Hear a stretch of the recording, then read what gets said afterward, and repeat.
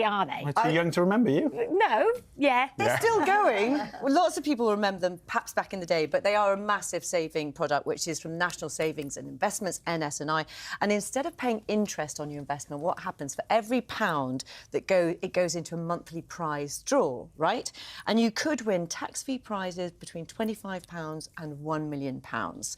They've got a lot of history. They were first introduced in 1956 by former Prime Minister Harold Macmillan. This is him at the first draw, and look at the top prize with £5,000. That's obviously increased a lot. And we've got a little bit of our own history here, because this is a premium bond from back in 1963, and it belonged to the late grandmother of one of the team. And we're currently going through the process of whether or not it's won anything, but I'll come to that later. Okay. They're the biggest savings product of right now. More than 24 million people have invested over £132 billion. And I want to just give you a little breakdown of the most recent draw, which was in September. And you can see right at the top, two people, one was from County Durham and one was from Cumbria, won that £1 million. Scroll down a bit and we'll see that lots of people, over 2.5 million, actually won over 2.5 million, won £25 each. Wow. Yeah. So you can win. But the big question, I suppose, since the 50s has been how they compare with a regular savings account and the pros and cons. Yeah, there's pros and cons to both of them, so let's go through them. If premium bonds, they are a risk-free investment. You can invest up to £50,000 and you can't lose your money because they are backed by the Treasury. Also, your winnings, as I mentioned, there they are, look, tax-free. And another one as well, you can actually withdraw your money if you want to pretty quickly. It'll be back in your account within about 3 working days.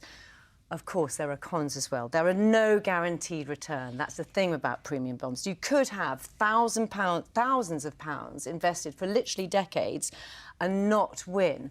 And that, of course, means the value of your money will be eaten away by inflation. Thank you very much. Ian from Norfolk got in touch. We've had premium bonds for over 50 years. We've never won a prize. No way. Yeah. And you can't invest jointly either. But, I mean, they've stood the test of time for a reason, haven't they? Yeah. How do premium bonds stack up against savings accounts for return on investment? I've done a bit of maths, or the team have done a bit of maths, so let me go through this. So we looked at some of the current saving rates, and Laura Pomfret, she's got a double mention, hasn't she?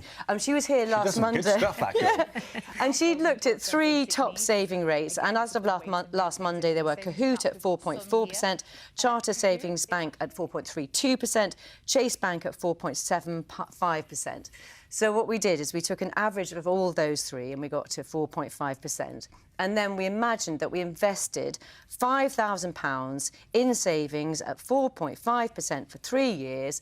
And here we've done it for you. The return on your interest should be £721. Now, bear in mind, you might be taxed on that. Then we did the premium bonds. Now, the odds of winning premium bonds are 22,000 to 1.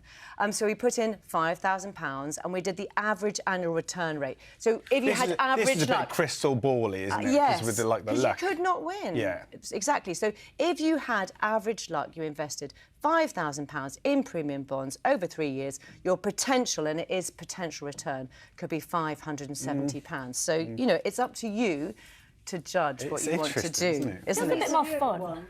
Have I won? Yeah. Yes, I have, and it's the most exciting thing when you when the letter comes in. I probably shouldn't say, but I once on my birthday won £1,000. Oh, wow. So you can win, but there's, as I say, no guarantee that you can win. Let's go back to the, yes, let's go back to this. 1963. So we can do the real comparison. So this was bought for £1 in 1963. 62 years later, if we went to go and cash that in, it is worth £1. If you'd invested that pound in a savings account and you had average Bank of England base rate over 62 years, if you'd invested in that, it would be worth £197. So that's a really... That gives you a kind of idea of what you're dealing with, doesn't it? It's about the luck with premium bonds. Question from Sharon, who's asked, my sons had premium bonds bought for them when they were born 40 years ago. Yep. Do they contact you if you win, or do you have to contact them? No. Yeah, good question. I mean, given there's £100 million in unclaimed prizes, it's really key to know what's going on.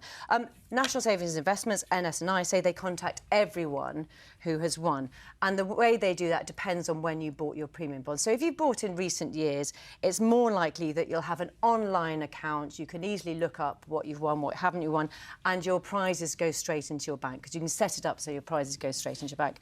But if you've got old bonds that go back 40 years, you might possibly not be being notified if you've moved house and you haven't updated your old address. So it could be that this one is worth quite a lot of money, but we don't know yet. Oh, you tease. I know. Well, we don't know the answer. That's what's so exciting, isn't it? We'll have to update you when we find out the answer. But the good news is that prizes never expire. So you can, if you know your holder number, go online and check on the prize checker. Or you can write to NS&I by post, including your name, address and premium bonds holder number. Now, you might say, what if I've lost my bond? What if I don't know all of this? You can use their dedicated tracking service. You can do it online.